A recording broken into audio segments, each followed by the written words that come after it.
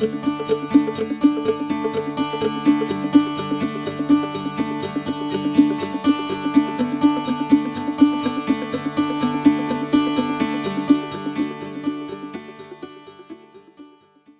a ir a la última presentación rápidamente, para que no nos quedemos cortados, que es el tema de vulnerabilidad. ¿Ya se puede ver? ¿Hola? Sí se observa. Sí, Ok. sí, se logra observar Gracias, ya. Miguel. Se ve muy Bueno, bien, Luis. gracias. Bueno, entonces con el tema de la vulnerabilidad, este es un concepto de gestión de riesgos, que esto, si no me equivoco, lo van a ver a detalle en el módulo 2. Pero yo quiero hacer una pequeña introducción vinculado a lo que hemos hablado del tema de las crisis. Porque hemos hablado del tema de ecología política, de la distribución de bienes ambientales y de cómo son unos los afectados y otros los causantes. Pues el tema de vulnerabilidad también nos viene como a catalogar este impacto de la crisis. Igual con el cambio climático, como con la falta de agua, como con la falta de comida, no todos somos afectados de igual manera. Hay gente que es afectada más fuertemente que otra y no tiene que ver necesariamente con la pobreza, aunque la pobreza es un factor. Entonces, cuando uno habla de vulnerabilidad, se plantea que en El Salvador esta es amplia y se manifiesta en todos los ámbitos, ambiental, social y económico. Y un ejemplo, los terremotos en el año 2001, que reactivan la discusión sobre la necesidad de reducir la vulnerabilidad, en especial en los sectores más empobrecidos. Es decir, la vulnerabilidad no solo es de los pobres, también hay vulnerabilidad en gente con recursos. Para entender esto, hay que decir de que hay fenómenos que pueden ser naturales, humanos o antropogénicos, y mixtos o socionaturales. Un ejemplo de un fenómeno natural es la lluvia. Un ejemplo de un fenómeno antropogénico o humano es que alguien maneja un carro en movimiento. Y un fenómeno mixto podría ser el cambio climático, porque es en parte natural, pero en parte provocado por el ser humano.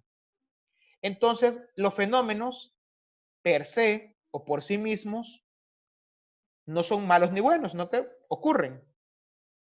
Pero cuando un fenómeno natural puede causar peligro al ser humano, se le llama amenaza. Entonces, alguien va manejando, pero va bolo, y ese fenómeno de manejar puede causar peligro a alguien que va caminando en la calle, eso es una amenaza. La lluvia. La lluvia es un fenómeno, pero si llueve demasiado intensamente y pueda provocar una inundación, es una amenaza. Bueno, y el cambio climático, pues obviamente es una amenaza. Entonces, se le conocería de la misma manera, amenaza natural, antropogénica o mixta. Entonces, los fenómenos se pueden como catalogar bueno, hay un montón de fenómenos, pero digamos, pueden, el tema de los que vienen por el océano, tsunamis o maremotos, incendios forestales, erupciones volcánicas, tornados, lluvia ácida, deslizamientos, vientos, todos esos son fenómenos naturales. En la medida que estos fenómenos puedan causar peligro, es una amenaza. Entonces, por ejemplo, hay una erupción volcánica en una isla en el Pacífico, pero en esa isla no habita nadie, pues no es amenaza, es un fenómeno, porque nadie va a salir afectado. O hay tormentas eléctricas en medio del océano, pero ahí no hay nadie que esté en ningún barquito ni nada, pues es un fenómeno. No se convierte en amenaza.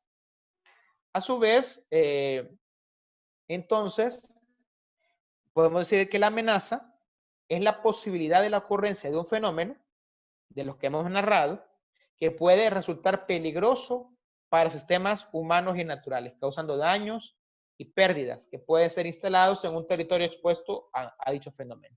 Entonces, lo que les comentaba pueden ser naturales, socionaturales o mixtos y antropogénicos.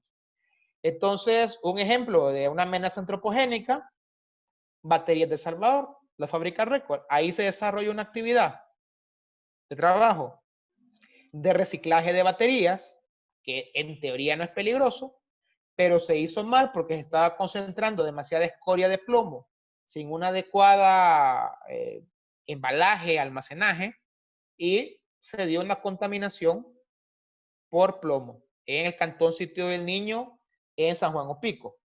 Entonces, en ese caso tenemos una amenaza humana. Y la erupción volcánica, por ejemplo, una amenaza natural. Entonces, ¿qué amenaza El Salvador? Casi todo. Tenemos erupciones volcánicas, tenemos terremotos, tenemos derrumbes, tenemos inundaciones, tenemos impacto del cambio climático. El Salvador es un país multiamenaza. Casi cualquier cosa nos afecta, nos impacta. Y entonces, además tenemos, bueno, que hay otros ejemplos de amenazas de origen natural. No me voy a tener en esto. El tema de los sismos, erupciones, deslizamientos, todas son realidades ocurridas en El Salvador con graves impactos. En el caso de las amenazas humanas, el tema de químicos, tóxicos, contaminación, epidemias, envenenamientos, plagas, accidentes, delincuencia, errores humanos, interrupción de servicios, todo eso son amenazas humanas. Y aquí entramos de nuevo al tema de vulnerabilidad. Entonces, recapitulando, tenemos fenómenos naturales, humanos o mixtos, que si representan un peligro pueden convertirse en amenazas. Y en la medida que estamos expuestos a esas amenazas, se considera que somos vulnerables. Por ejemplo, si yo vivo en la falda de un volcán y el volcán hace erupción, pues estoy expuesto a esa amenaza y por tanto soy vulnerable. Igual si yo vivo a la par de un río y puede haber una inundación, estoy expuesto a la inundación y por tanto soy vulnerable. Entonces, una forma de entender la vulnerabilidad es esa exposición a la amenaza, que se puede también tener como la condición propicia a sufrir algo, una pérdida o resultar afectados por la materialización de una amenaza. Es la exposición a. Pero otra forma de entender la vulnerabilidad es condiciones o factores económicos, ambientales, físicos, de educación, salud, que impiden o dificultan a la población tener posibilidad de resistir la amenaza o recuperarse los daños. Por ejemplo, si hay una población en Guatemala que viven cerca del volcán de fuego, pero ellos, por decir algo, no tienen radio ni televisión y no se enteran de que hay una alerta temprana porque va a ser erupción el volcán, ellos pueden estar igual de expuestos que un hotel en ese volcán, pero la gente del hotel sí va a alcanzar a salir, a evacuar, pero la comunidad no, porque tienen una, digamos, vulnerabilidad, poder económica, porque no tienen televisión o radio, o física por falta de infraestructura. O puede ser de que otro ejemplo de una vulnerabilidad física es el mismo ejemplo del volcán. El hotel de montaña tiene un gran muro de piedra que permite desviar la roca o lo que caiga del volcán y la comunidad no. O la gente que vive a la par de un río, pues solo es la muy casita contra una construcción de concreto, pues es más vulnerable la gente de una casa de lámina. En el tema educativo, si la gente sabe leer y hay algún tipo de anuncio sobre algo que le pueda causar peligro que esté escrito. O a veces en el tema de educación también se podría considerar cultural. A veces hay alertas tempranas sobre un peligro, pero la gente no quiere salir. Porque culturalmente están muy identificadas con el territorio, porque no hacen caso, o porque válidamente tienen miedo de que les vayan a robar sus pertenencias. En el tema de las económicas, pues no es lo mismo padecer el coronavirus en casa para alguien que recibe salario todos los meses y puede pedir todo de manera electrónica, que alguien que es vendedor de calle, que si no tiene para poder comprar comida, pues se va a morir en su casa, no de coronavirus, sino que de falta de alimentación. Entonces, eso es un buen ejemplo en el tema del coronavirus. Todos estamos expuestos al coronavirus. Es una amenaza. No sé si es natural o mixta o antrópica. Se dice que fue creada en un laboratorio, pero supongamos que es una amenaza natural. Hay un virus, hay una pandemia. Y todos estamos en el país, estamos expuestos a la pandemia. Pero hay gente que está más expuesta. ¿Quiénes? Los médicos, los policías, los empleados públicos que están en la calle para atender a la gente enferma. Pero los que estamos en casa, que no estamos expuestos, ¿Tenemos igual nivel de vulnerabilidad? No, porque económicamente, a nivel de infraestructura, a nivel de salud, tenemos condiciones diferentes. Como repito, si quien tiene para comprar los medicamentos, comprar el tanque de oxígeno, pues es menos vulnerable que quien no tiene esas condiciones. Es como un ejemplo en ese sentido. Entonces, estamos hablando de que hay componentes, algunos componentes, pueden haber más, medioambientales, físicos, sociales, económicos, culturales, incluso pueden haber políticos de la vulnerabilidad que hay que considerar para atender estas crisis que estamos hablando.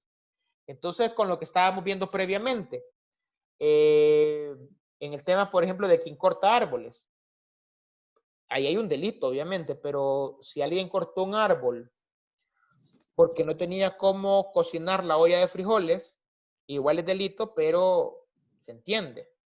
Pero alguien cortó un árbol o cortó 20 manzanas de árboles para sembrar caña de azúcar, o sea, metámoslo preso. Es como esa consideración a la hora de distribuir los bienes ambientales y la vulnerabilidad. Entonces, la vulnerabilidad se considera como un factor interno de las personas y comunidades expuestas a una amenaza y hay una predisposición a resultar dañados, porque obviamente no existen las medidas para enfrentar esa amenaza. Y un poco eso. Y bueno, en el tema de las vulnerabilidades físicas y económicas, la gente que vive en casas de lámina, de cartón, habría deslíos, es parte de esta vulnerabilidad física. Y el tema económico, pues todo lo que mencioné de la falta de ingresos. La ecológica, pues, la gente que vive en un terreno deforestado, que no tiene acceso, por ejemplo, a bienes naturales que les pueda servir para alimentarse. Y en el tema social, todo el tema de desorganización, contaminación, afectación por políticas que no permiten que la gente pueda participar adecuadamente. Entonces, con el tema de la vulnerabilidad, si tenemos un riesgo, perdón, tenemos una amenaza alta y una vulnerabilidad alta, es la fórmula perfecta de un desastre. Hay un riesgo de desastre alto. Entonces, si tengo la amenaza de erupción volcánica, pero aparte vivo cerca del volcán, no tengo acceso a vehículos, mi casa es de lámina, soy pobre, no tengo teléfono, ahí hay un desastre. Es la fórmula del desastre. Pero tengo una amenaza, pero tengo condiciones o tengo una vulnerabilidad baja en lo físico, social, ecológico, pues puedo enfrentar de mejor manera el desastre. Bueno, yo me quedaría por acá con la presentación. Esto lo van a ver más a detalle en el tema 2.